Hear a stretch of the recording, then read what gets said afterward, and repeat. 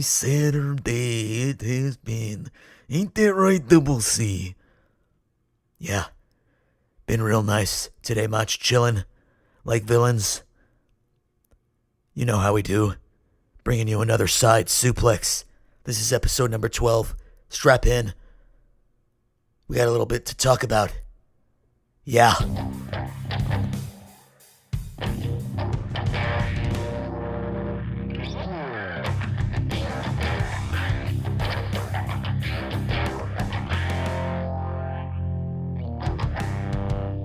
Suplex Studies. Thank you guys for the little introduction. This is Eric, rolling solo here today. Oh yeah? Just gonna ignore our presence like that? Well, no, not really. But, the people know what I mean. Alright, fair enough. What do we got today, Eric?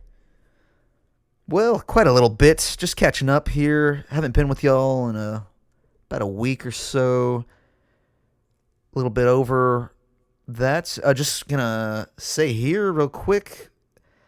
July 3rd was the 1 year anniversary year of this here podcast. Suplex Studies turned 1 year old the other day. So very excited about that. We got a lot coming up for you all in the next month or so. So we hope you all are enjoying what you're hearing lately. You can follow us on TikTok, Instagram, Facebook, Twitter, and the likes. And of course, please leave us a podcast review wherever you are with us. But yeah, just looking forward to the future here. Gonna catch up today on a little bit of Night of Champions and AEW Dynamite 300. Just sharing my thoughts and gonna go over that here shortly. So without further ado, a little bit of Night of Champions. I had to watch the beginning over earlier because I was out on the road and missed that Cody Rhodes versus Randy Orton intro match, which was way longer than I expected, but pretty good. Loved this crowd over there in Riyadh. They were on fire the whole night. It was quite the sausage fest, though. Little chode fest action in their arena in Saudi. Oh, yeah? You like those sausage fests or what? Fuck off, Christian. What you talking about, mate? Huh? You, kept your eye on that hot dog eating contest yesterday on the 4th or what, huh? Hey, you know I was watching that 30 for 30 Kobayashi against Chestnut. Damn, what a rivalry that was. Kinda sick. I gotta finish that up, though. Oh, well. Well, I'm glad you enjoyed that much. But no, Christian. I was into the match there. Cody Rhodes, Randy Orton. Had a good one. Not the best match by any stretch, but the crowd, a really hot crowd really gets me sold on matches, no matter really what they are. Of course, you can't be, total fucking dog shit, mate, but either way. Oh, yeah? So you enjoyed the match, huh?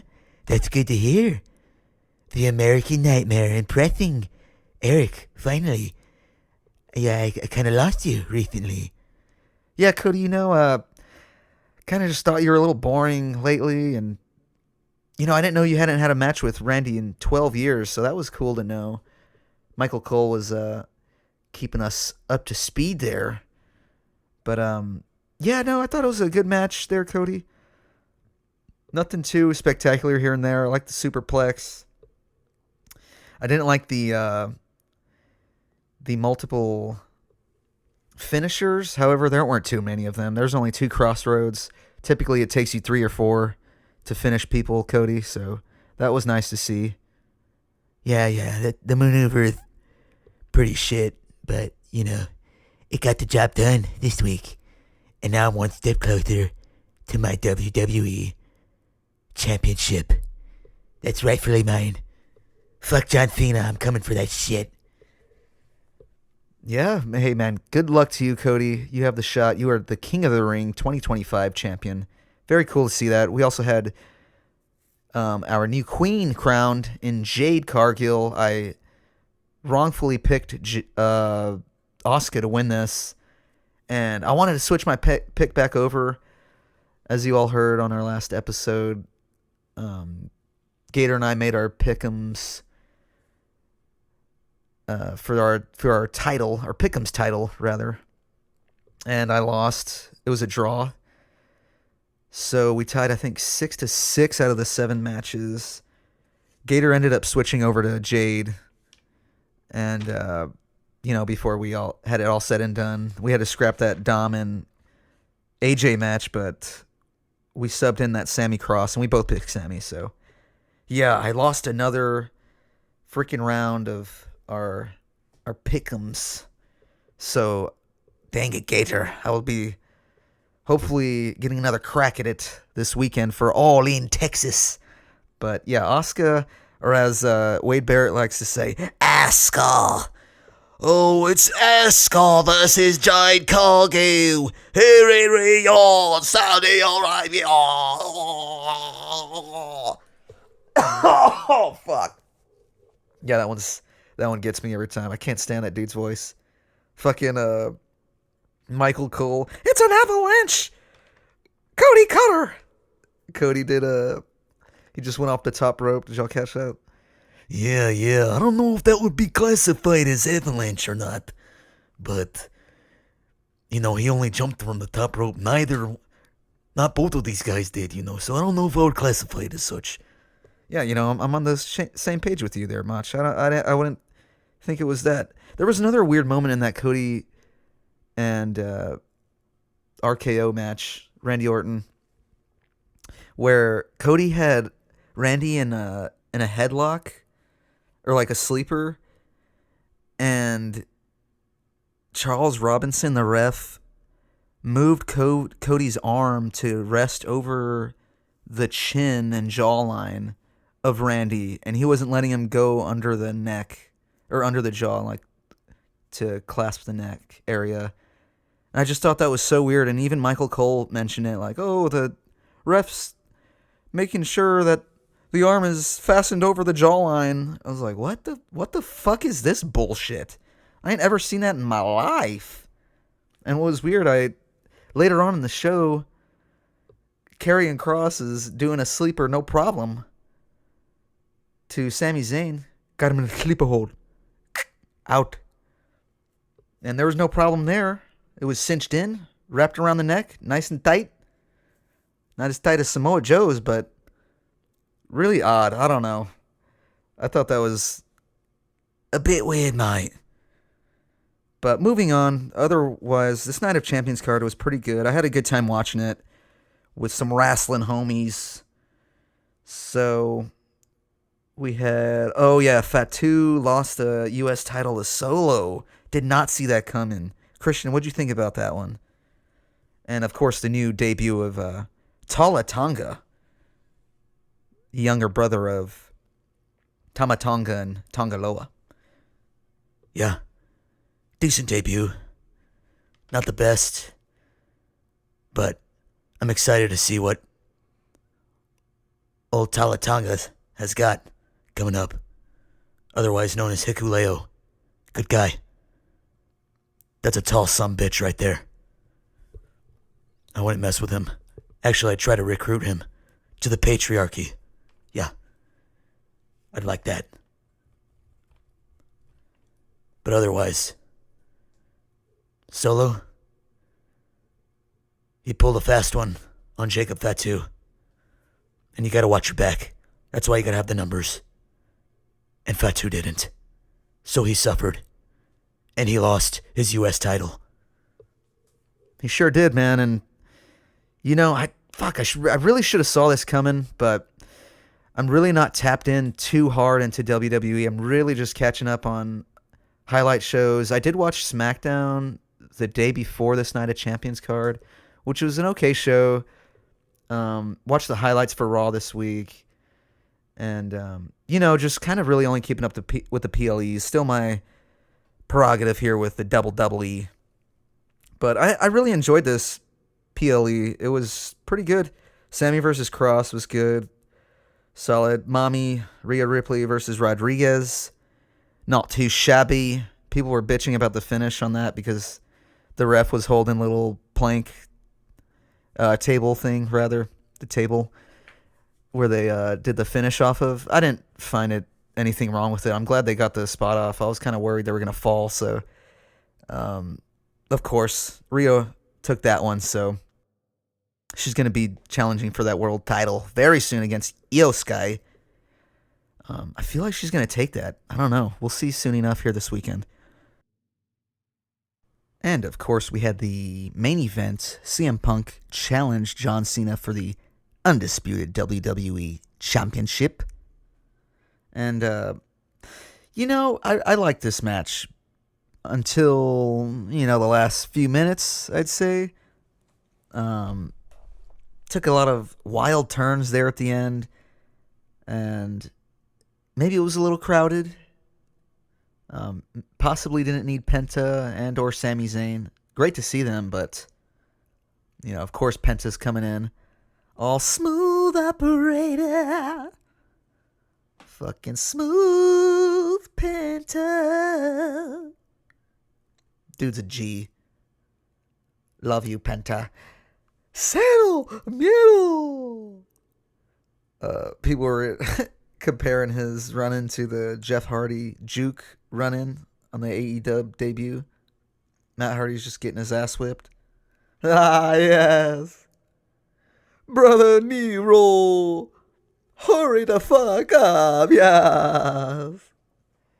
My ass is being beaten. Fucking dang old Jeff Hardy, man, don't give a fuck. Get my little dancing shit. No, but yeah, did we need Penta in there? I don't know. Love the guy, but perhaps, yeah, maybe it was a little crowded. I think I would have probably preferred just the Dangerous Alliance out there, and Punk and Cena had to work together and delete the Paul Heyman family. And of course, it got to that moment where they hug it out. And you get that another awesome serious Cena face moment. So we got some more meme action. Speaking of memes, dang old Charles Robinson. Yeah! Dude got pounced. Period. By John Cena. That was a fun moment. So otherwise, yeah, I had a great time watching this show. Solid main event, even though it was a little bit crazy there, got off the rails.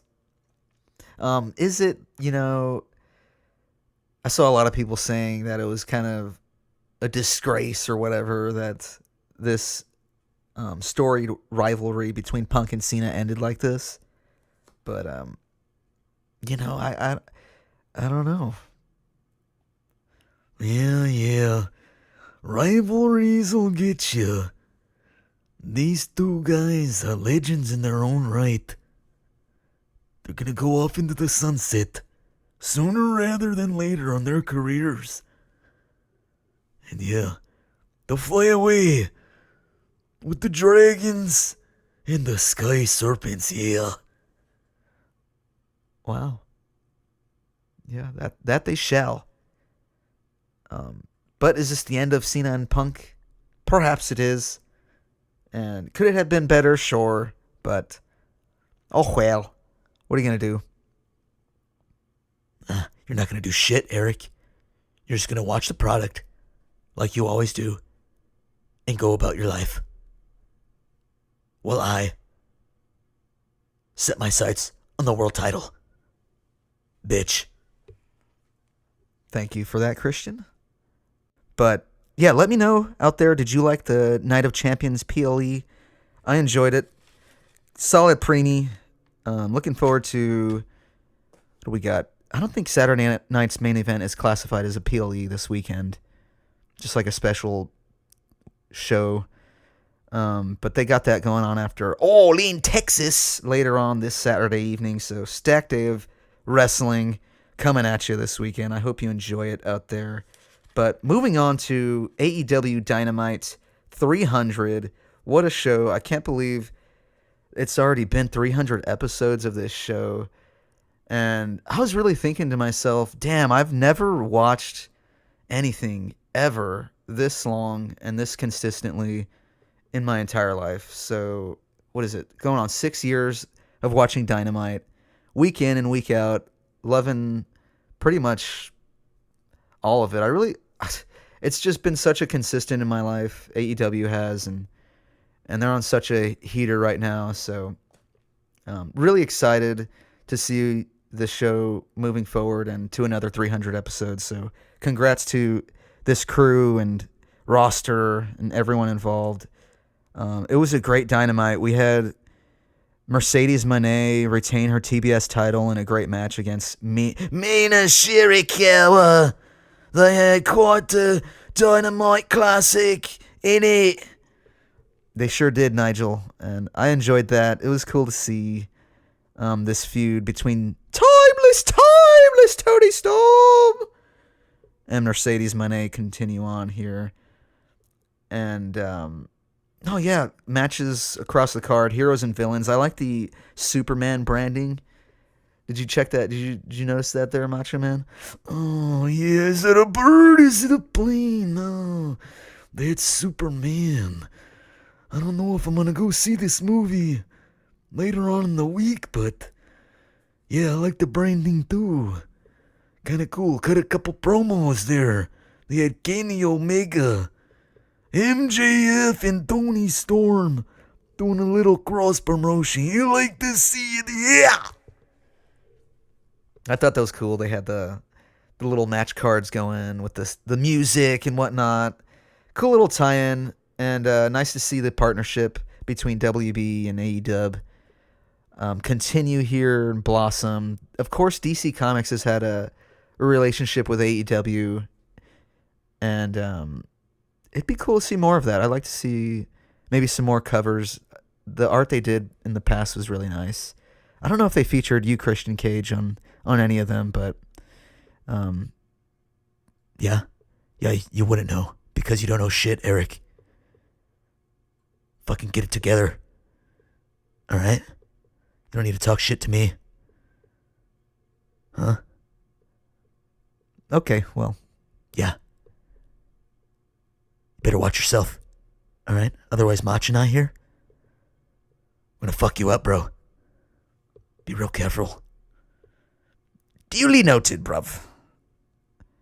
But yeah, Dynamite 300 was sick. Oh my god, yeah. Marina Shafir got her head cut off in the beginning by Hangman Page. I really like that opening segment between the Death Riders and Hangman's promo. Give me Texas Death! I want Texas Death! Texas Death! Take a shot every time they say Texas Death. You would have been pretty buzzed. So now we got a huge stakes here. Or if the stakes weren't high enough, they added that this would be a Texas Death match for the AEW World Heavyweight Championship.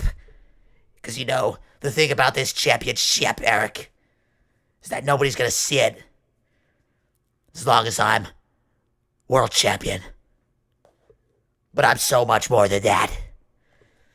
I'm no basic bitch. Yeah, you said something along the lines to that there, Mox, during your promo. That was I thought that was really good. I'm so excited for this match already. I really want to see what happens here. I want to see the lengths they go to win this. I imagine this is going to be the main event of the show at All In this Saturday. We're going to be there live. Keep a lookout for us. I don't know if we're going to be on your screens or not, but might have our suplex studies sign flashing here and there. So, all in all, a really great Dynamite card. I wonder how Collision's going right now. The 100th Collision is going on as we speak. I'm going to catch that after this recording here, so excited to watch that. I already know Scorpio Sky's back. that was spoiled for me earlier in the week. Those were like some taping spoilers, but I'm really curious to see how this plays out for him, and I've really missed him in the fold. I'd like to see him tear it up now with a lot of the new guys who've come in. So good to see Scorp back. I'm interested to see who he takes on in this collision matchup. But yeah, good to see him back. And I wonder if there's any more surprises coming up on these upcoming go-home shows of Dynamite and Collision for All in Texas. Man, what an exciting time. Christian, you're not champion or anything, but I'm still really excited to see you on all the shows as well. Oh, yeah? You know what, Eric? That's probably the last warning I'm going to give you. So count your blessings. And understand that I will be AEW World Heavyweight Champion. You count on that. Do you understand? Yeah. Shut your fucking face. I'm not done. All right, John Moxley, as far as you're concerned, I'll be watching very closely. You and Hanger, I hope you kill each other in there. Texas death. Your ass. Fuck you, Eric. All right. That's nice. That's nice of you. Oh, you guys chill out, man. Here, got you a couple Chiba Chews here. A little edge to take the something off here. But yeah, what did y'all think of AEW Dynamite 300? Very cool episode, I thought. Hope y'all liked it out there. But moving on, we had a little big title change, actually. Not a little one. Zack Sabre Jr. beat Hiroki Goto at the Tanahashi Jam over there in Japan. New Japan Pro Wrestling presents the IWGP World Heavyweight Championship changed hands here quite unexpectedly. Gator and I were kind of curious as to what happened. We didn't watch this show. I mean, it wasn't on New Japan World, so we weren't able to, but found it online regardless. And damn, yeah, I did not expect Zack Sabre Jr. to win this title for the second time. But at first, I was only seeing the outrage on Twitter. So there were a lot of people talking shit. Oh my god. Oh, this is Tony Khan's fault. What the fuck? Blah, blah, blah. But, upon further investigation and reports coming out of it, Hiroki Goto injured his right elbow, I believe, during this match. And it was quite evident, when it happens during this match. I don't think it was a work, obviously, at this point. Goto has been removed or pulled from the G1 Climax tournament coming up, so he won't be there for that. So this may be a little more serious than thought prior. I think I read that there was no ligament damage or anything, so hopefully there isn't. And I hope you heal up well, Goto. And damn, dude, what a badass wrestler. This match for this world title between ZSJ and Goto was really good. I enjoyed it.